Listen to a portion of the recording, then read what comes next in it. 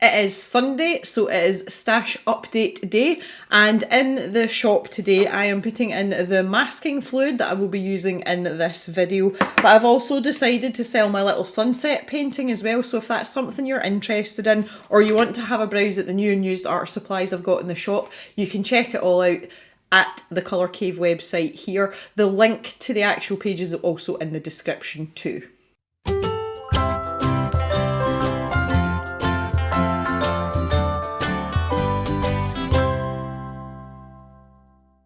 Hi everyone and welcome back to the Colour Cave where we like to play with art stuff. My name is Jem. Today I'm back with my set of Artful supplies from the most recent quarterly box, and we're going to do a little bit of painting on our own this time. If you missed the I followed an Artful tutorial video, I'll link that down in the description and also at the end card so you can go and watch it later if you prefer. So I had a good look at all your suggestions of what to paint underneath that last video, and there was a lot of requests for tropical things and also for birthday things and flowers, so I thought we would maybe try and combine some of those elements and make use of the really vibrant colours that are in our lovely little Artful palette here. I'm a wee bit in love with this palette. I kind of like the turquoisey colour.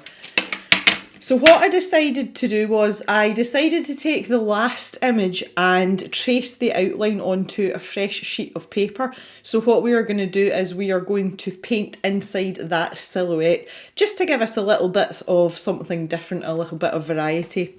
So I've sketched the outline using the F pencil that came in the box, which is one of my favourite pencils, and I've got the masking fluid here now as well, and what I want to do is just follow this outline so that we don't have to be quite so careful when we go in there with the paint, and we've got a nice crisp clean line.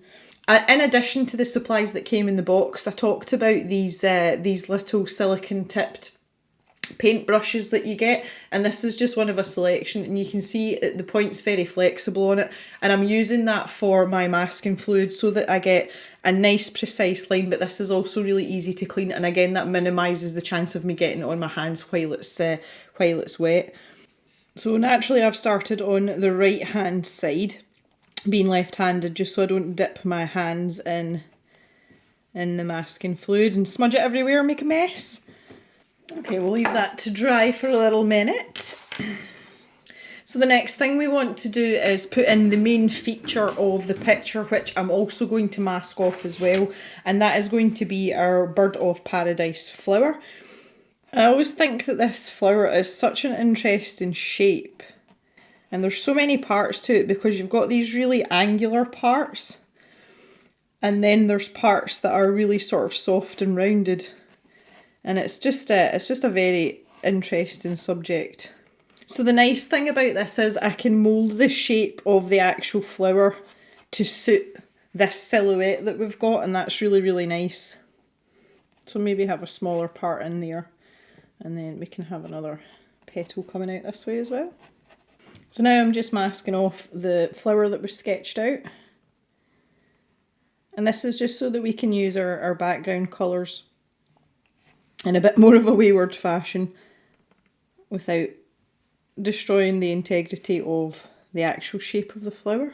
Now, you don't have to fill this entire area in unless you're planning on doing washes, which we're not, in which case then you may want to cover the entire area so that you can take your brush all the way across. Okay, so the first thing I want to do is tackle this idea of a background. Now the leaves on a Bird of Paradise plant are kind of like a long pointy shape. So ideally what we want to do is we want to grab some of our greens here. Just give my palette a quick scoosh. Now as before, I've always got a little separate brush that I use just for mixing.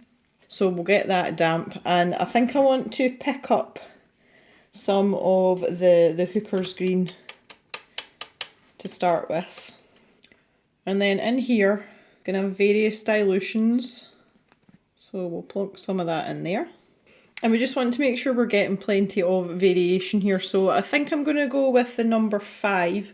So this is the Artful brush that came in the box. It is a round brush, but it has quite a good point on it as well, and I'm going to start with this really light dilution and literally just start to put in some of these shapes.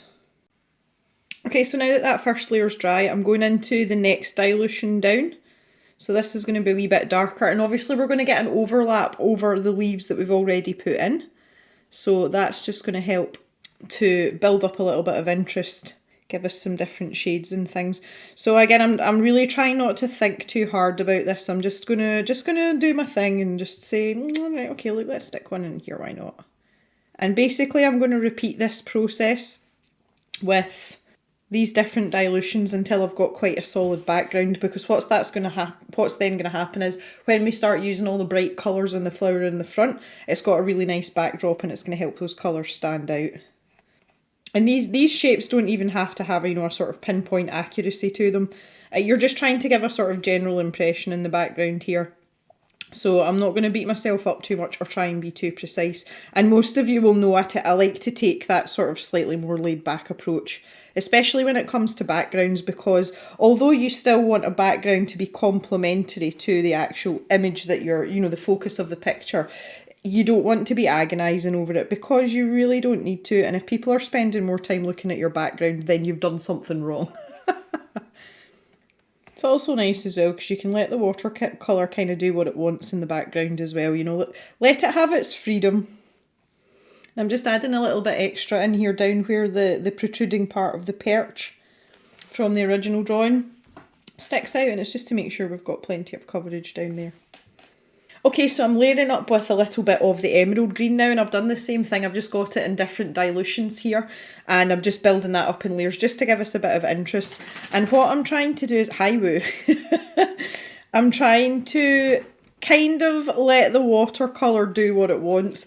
I sometimes struggle to sort of relinquish control a little bit because I'm so used to working in pencil, and obviously pencil only goes where you tell it to go.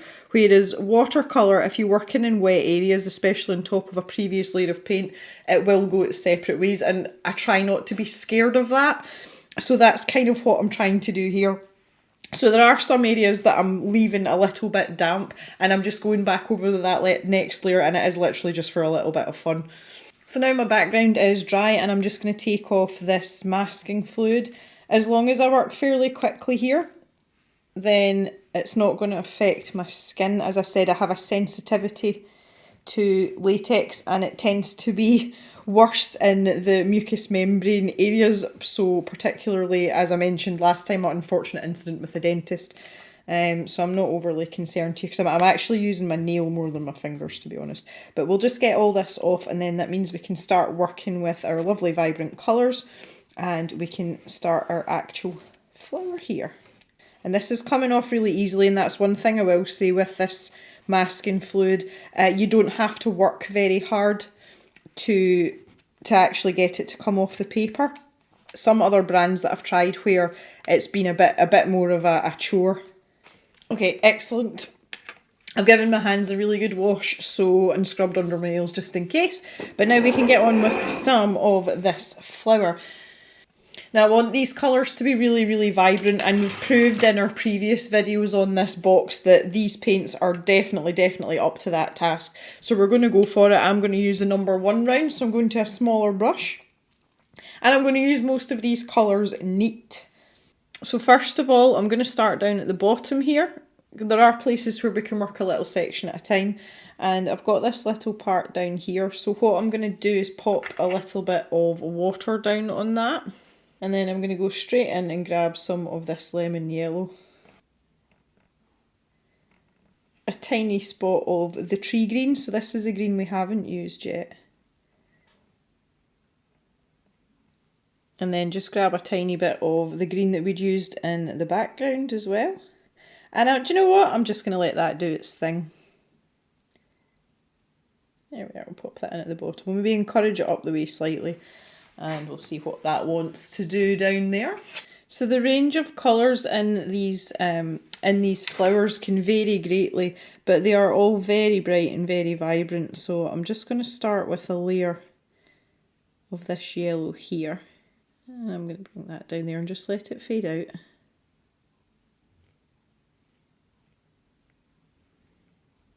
So for the yellow sections in here, I'm not putting down a layer of water first. I'm using neat paint because I want these to be a bit more vibrant. So I'm literally just taking the paint straight off the palette for this. I need to keep my hand out the way of this.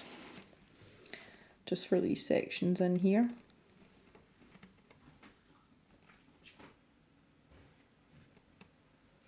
Okay, so we've got that kind of triangle section there, and that's sectioned off the bottom half of this petal, which is a very different colour. that yellow's like bordering on offensive. That's the lemon yellow. While this is a little bit damp, I'm going to go in with the yellow. Oh dear. And I want to start adding in a little bit of definition here, and you can see these colours are starting to pop out now, which is lovely. This is what we want. Just soften that out a little bit there.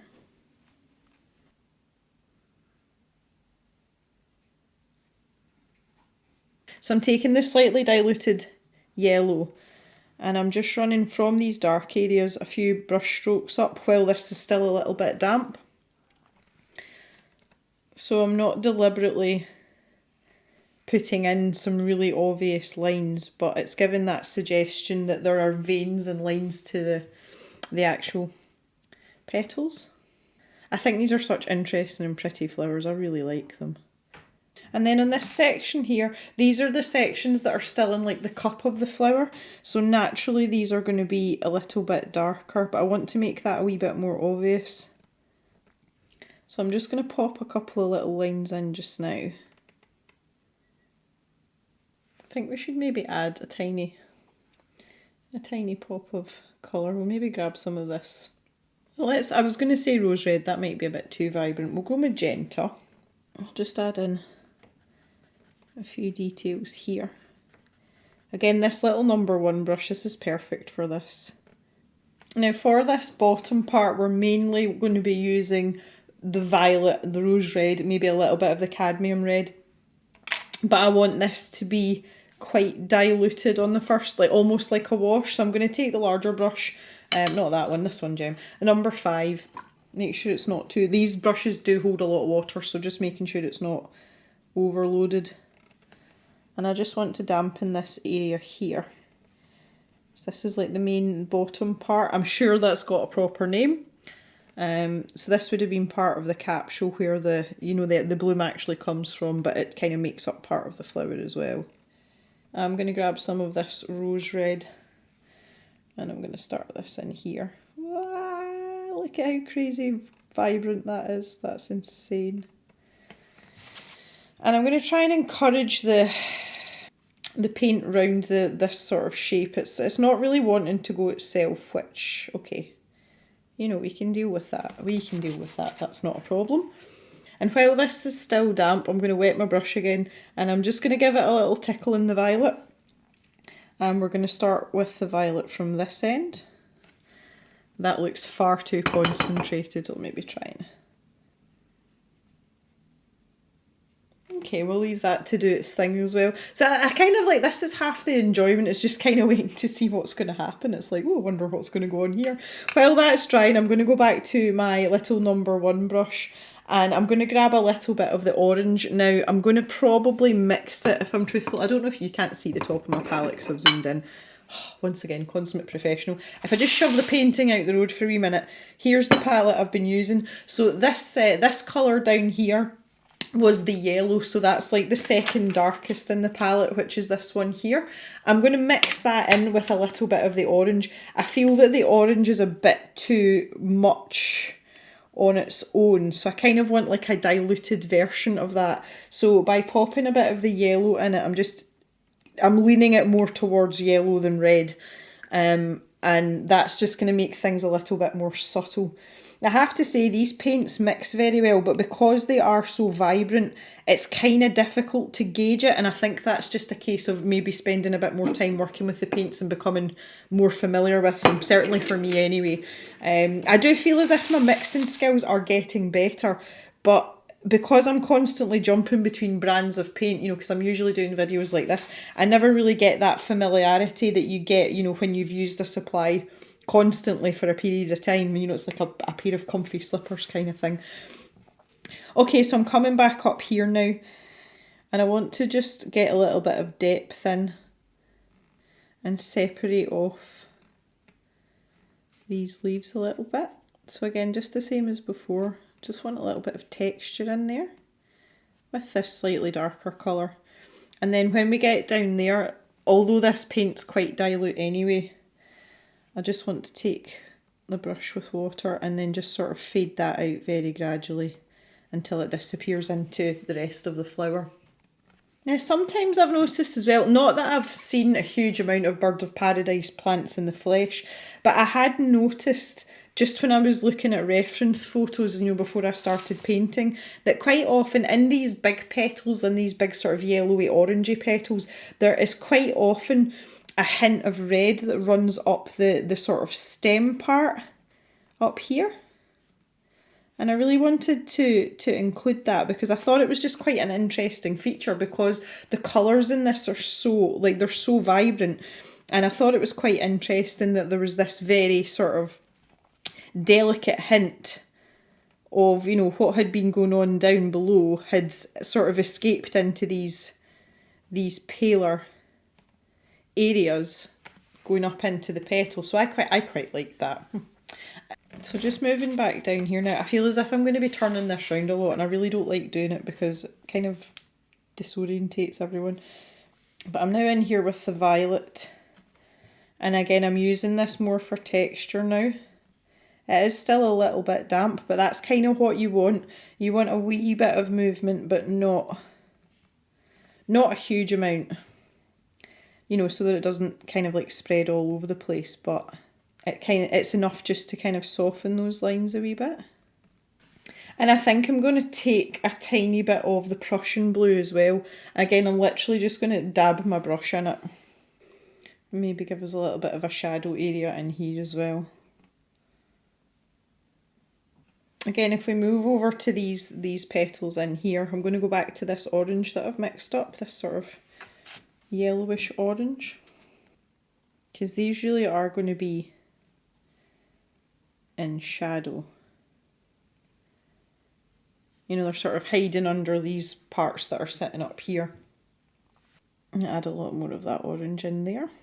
So our little colour selection's coming along quite nicely here, and this is going to be by far my favourite part. I've run out of space in my palette though, so I'm just going to bop this out the way, and I've got my trusty student plate. My student plate. This is one of the IKEA starter set plates. That they, you know, the kits were designed for students. That's why I call it my student plate. This plate is virgin on vintage. Okay, so here comes the fun part. Well, that's the fun part for me anyway. I am going to lift some cobalt blue straight onto my brush. And I'm going to have myself a little party with my blue here. And I'm actually going to turn this upside down because this part is still really damp. And it makes no odds to me whether I am working upside down or inside out. This is about shape, so, you know, it doesn't have to make sense. And I'm going to take this blue and I'm going to plonk it straight in there.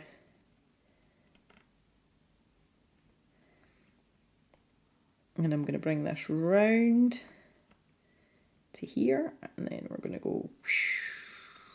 So we're back to sound effects. Everyone knows everything's better with sound effects. Now I'm not adding anything else to my brush here, as you can see. I'm just going to bring this right in here. Wet my brush, grab my violet. Make sure I've not got too much on there. And I'm going to pull this right up and over. And in here, this is where the paler part of the flower is. So with that little blue stripe that I've just put in, just going to start to work that out all the way down to there. Now with the violet this time, I'm going to use a much more watered down version. So you can see I've got a much more delicate colour there. And again, just grab a bit of the blue. I'm not even cleaning my brush. Just pop that in there. Now that this is starting to dry a bit, we can add in some of this paler colour without it bleeding into the blue too much. Okay, so I'm just adding some more depth now, so I'm starting to be a bit braver with the actual paint itself, and you can see there I've taken a lot more of the violet. And I want that to be really, really rich. So I'm just adding in some more there. I still want you to be able to see the delicate parts as well, so I'm going to kind of leave this bit in the middle. But for these other areas, I really want to make this all pop out. So I'm going to go back to my lemon yellow now and just make this really, really bold. So our yellows are really popping out now. Now I deliberately left this part here, the masking fluid, it was just going to be a bit fiddly working in there.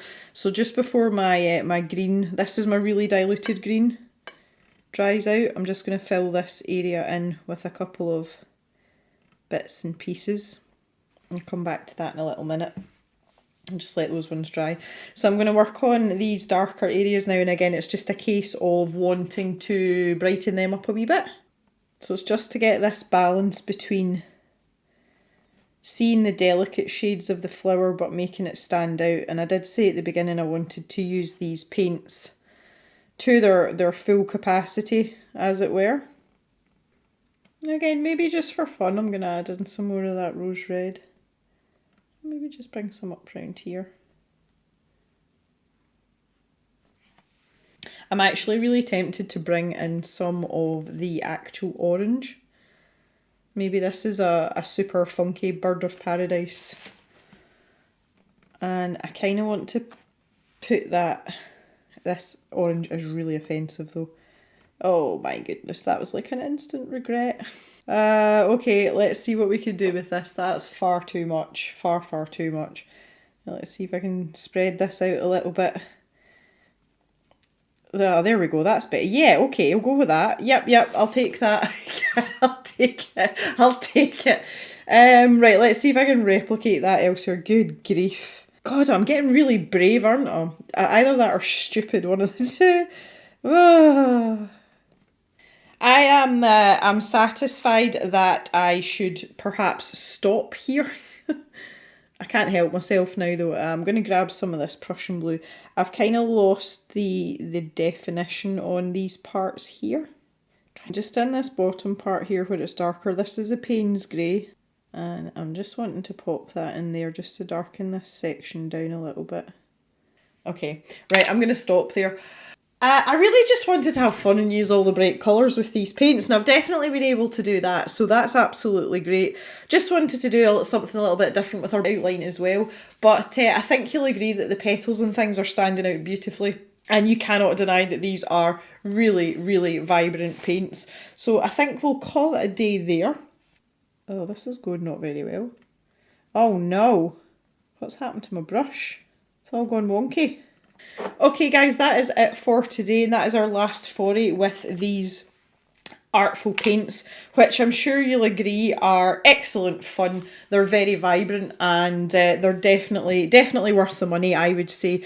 But yeah, this has been quite good fun. I've quite enjoyed myself, I'm not going to lie. So thank you very much for hanging around and keeping me company here. I hope you've enjoyed yourself too. If you've got any thoughts on the paints or the painting or anything else for that matter, feel free to let your guts rumble down in the comments as always.